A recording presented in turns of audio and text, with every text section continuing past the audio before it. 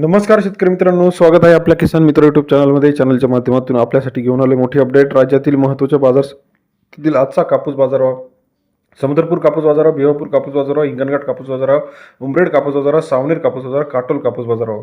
गेल्या काही दिवसापासून बघितलं तर आपण कापूस बाजारामध्ये मोठ्या प्रमाणात चढ उतार होत आहे. आता इथून पुढे कापसाचा बाजारभाव कसा असणार आहे हे बघणं गरजेचं आहे. चला तर पाहूया राज्यातील महत्त्वाच्या कृषी उत्पन्न बाजार समितीतील कापूस बाजाराविषयीची सविस्तर अपडेट. यामध्ये पहिली बाजार समिती जी आहे ती आहे बघा हिंगणघाट बाजार समिती. 1800 क्विंटल अवकाले सरासरी बाजारभाव 8,800 ते 9,900 रुपयापर्यंत. हिंगणघाट कृषी उत्पन्न बाजार समितीमध्ये सरासरी दर 88 ते 99 रुपयापर्यंत बाजाराचे अपडेट आपल्याला पाहायला मिळते आहे.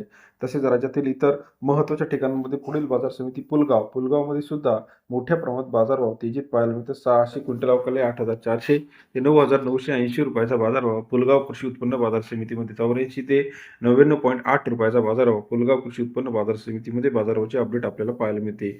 उमरेड मार्केट 345 क्विंटल अवकाले 8,000 ते 9,500 रुपयाचा बाजारभाव प्रति क्विंटल प्रमाणे उमरेड या ठिकाणी आपल्याला पाहायला मिळतो. 80 ते 95 रुपयाचा बाजारभावाचे अपडेट आहे.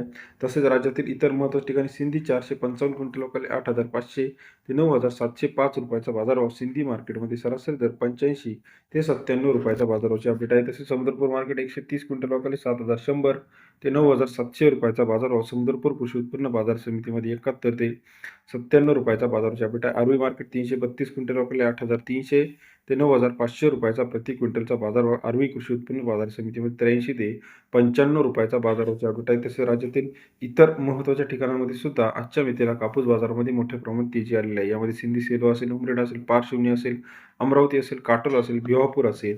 सर्व अपडेटसाठी चॅनलला लाईक, सबस्क्राईब आणि शेअर करायला विसरू नका. धन्यवाद.